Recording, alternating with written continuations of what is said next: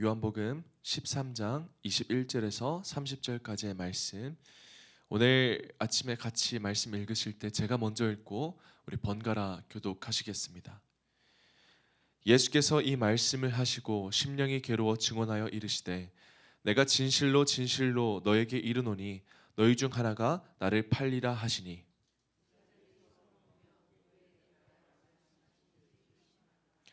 예수의 제자 중 하나 곧 그가 사랑하시는 자가 예수의 품에 의지하여 누웠는지라.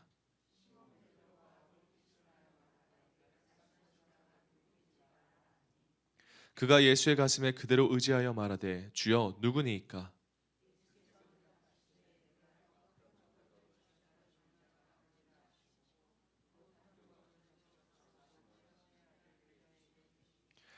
조각을 받은 후 곧 사탄이 그 속에 들어간지라. 이에 예수께서 유다에게 이르시되 내가 하는 일을 속히 하라 하시니,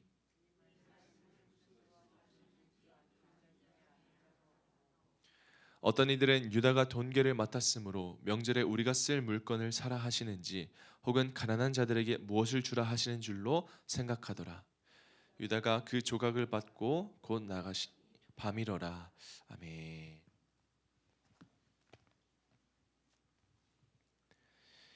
오늘 말씀은 예수님께서 깊은 괴로움을 당하는 것을 기록함으로 시작이 됩니다.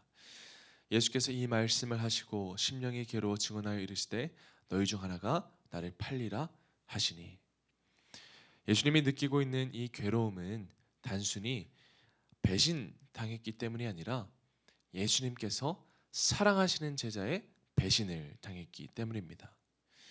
사랑하지 않는다면 배신도 없습니다. 신뢰하지 않았다면 변절도 없었을 것입니다. 우리는 예수님을 가장 가까이서 따르던 이 제자 중 하나인 가롯 유다를 보면서 어떻게 하면 저렇게 배신할 수가 있지? 어떻게 하면 저렇게 행동할 수가 있지? 라고 생각을 합니다. 하지만 우리도 우리의 삶을 돌아보면 이 유다처럼 행동할 때가 참 많습니다. 예수님을 따르지만 내 유익이 채워지지 않으면 불평하고, 그리고 때로는 기대했던 것과 다르면 실망하고 떠나갑니다. 예수님을 사랑하는 것이 아니라 예수님을 통하여 얻게 될 내 행복과 내 유익을 사랑하는 것, 이것이 유다의 문제였고 우리의 문제이기도 합니다. 유다는 예수님을 따랐지만 주님을 사랑한 것이 아니라 이용하려고 했습니다. 예수님이 메시아로서 세상을 변화시키고 큰 힘을 가지면 자기도 그 나라에서 한 자리를 차지할 수 있지 않을까 하는 그런 기대감이 있었을 것입니다. 그러나 예수님은 세상의 방식이 아니라 하나님의 뜻을 따르셨고 유다는 그것이 바로 불만이었습니다. 우리도 신앙생활을 하다가 같은 실수를 범할 수도 있습니다. 내가 교회를 다니는 것이 즐거워야 다니고, 내가 교회를 다니는 것이 기뻐야 하고, 교회 다니는 일이 나에게 유익이 돼야 교회를 계속해서 섬깁니다. 저는 이것을 잘못되었다고 말하는 게 아닙니다. 저도 우리 성도님들이 정말 교회를 다니면서 행복하고 즐겁고 기쁘게 신앙생활을 하기를 원합니다. 그러나 우리가 교회를 다니는 이유가 단순히 좋은 경험을 얻기 위함이라면, 교회를 통해 얻는 유익이 우리의 목적이라면 그 유익이 사라지는 순간 우리는 우리의 신앙도 흔들릴 수밖에 없습니다. 예수님을 사랑해야 하는 것이지 예수님을 통해 얻게 되는 것을 사랑해서는 안 됩니다.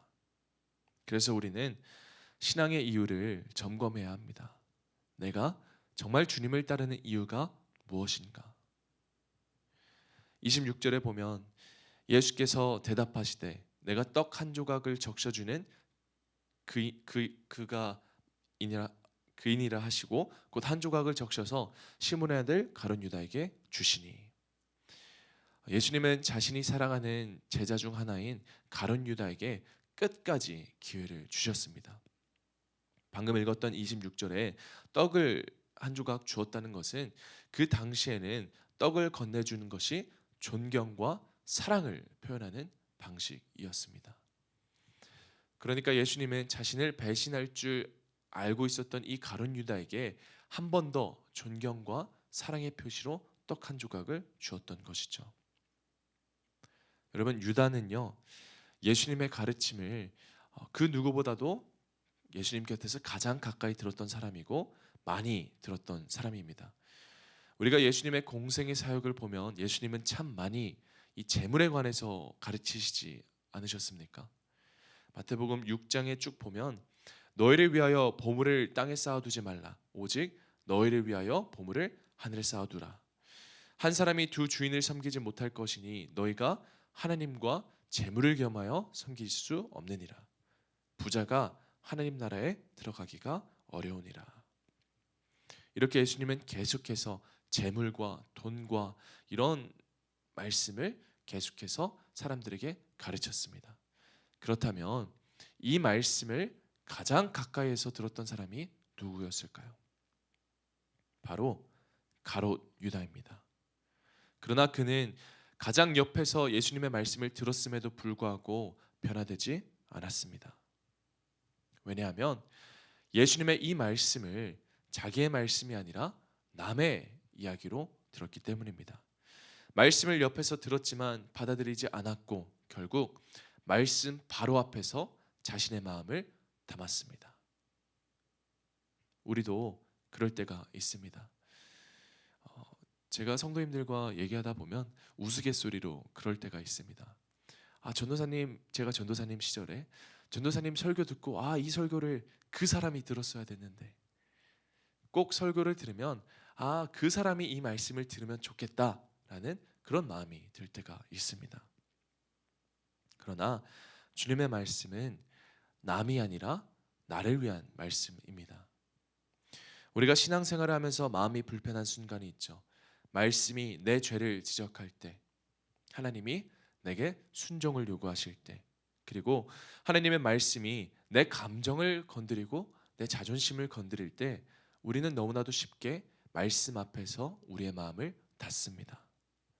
하지만 우리가 기억해야 할 것은 가장 아픈 말이 가장 맞는 말이라는 것입니다. 말씀을 내 말로 듣지 않으면 우리는 결국 유다처럼 깊은 어둠 속에 빠질지도 모릅니다. 우리가 읽었던 본문의 마지막 말씀에 이렇게 기록되어 있습니다. 유다가 그 조각을 받고 곧 나가니 밤이러라. 성경은 유다가 나간 후 밤이러라 라고 기록을 합니다. 이것은 단순한 시각적인 표현을 떠나서 유다의 영적 상태를 표현하는 말씀입니다. 유다는 진리의 빛을 거부하고 어둠을 선택했습니다.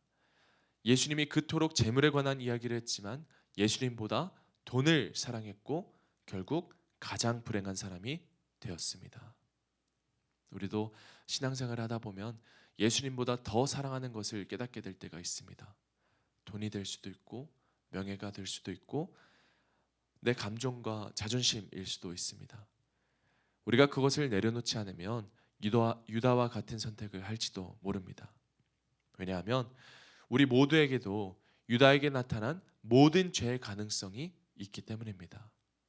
그래서 우리는 한순간도 방심하지 않고 주님 앞에 엎드려야 합니다. 사랑하는 꿈의 가족 여러분, 우리는 하루에도 수십 번씩 수많은 유혹 앞에 넘어지곤 합니다. 그래서 우리는 주님과 함께 살아야 합니다. 예배를 드리는 이유, 기도하는 이유, 말씀을 묵상하는 이유는 단순히 우리가 해야 하기 때문이 아니라 그 모든 것들이야말로 우리를 영적으로 지켜주기 때문입니다. 요한복음 1장 5절에는 이렇게 기록되어 있습니다. 빛이 어둠에 비치되 어둠이 깨닫지 못하더라. 우리는 우리의 어둠을 스스로 깨닫지 못합니다. 그러나 주님과 함께할 때, 주님의 말씀을 붙들을 때 주님의 빛이 우리의 어둠을 비치고 우리의 죄악됨을 깨닫게 하여서 우리가 주님이 이끄시고 인도하시는 길을 걷게 하십니다. 그래서 오늘 저는 여러분들에게 말씀하고 싶습니다. 오늘도 우리를 끝까지 사랑하시는 주님을 우리 배신하지 맙시다. 말씀을 듣는 데서 멈추지 말고 삶에서 말씀을 살아내는 그런 신앙을 가지시기를 정말 부탁드립니다. 주님과 늘 동행하며 끝까지 믿음으로 승리하는 저와 여러분이 되시기를 예수 그리스도의 이름으로 축원합니다. 우리 말씀 생각하면서 같이 기도하겠습니다. 살아계신 하나님 아버지, 오늘도 우리가 유다처럼 수많은 유혹 앞에 놓여져 있을 때 우리의 어둠을 비치시는 주님만 바라보게 하여 주시옵소서. 우리는 너무나도 연약하고 부족하여 우리 마음 가운데 있는 이 죄악 때문에 넘어지지만, 그럼에도 불구하고 우리가 말씀을 붙들고 살아갈 때, 말씀을 신뢰하며 살아갈 때 주님께서 우리의 모든 길을 이끌어 주실 줄 믿습니다. 오늘 하루도 우리가 주님과 늘 동행하며 주님만 바라보고 주님만 의지하는 그런 하루가 다 되게 하여 주시옵소서. 감사드리며 이 모든 말씀 살아계신 예수 그리스도의 이름으로 기도합니다. 아멘.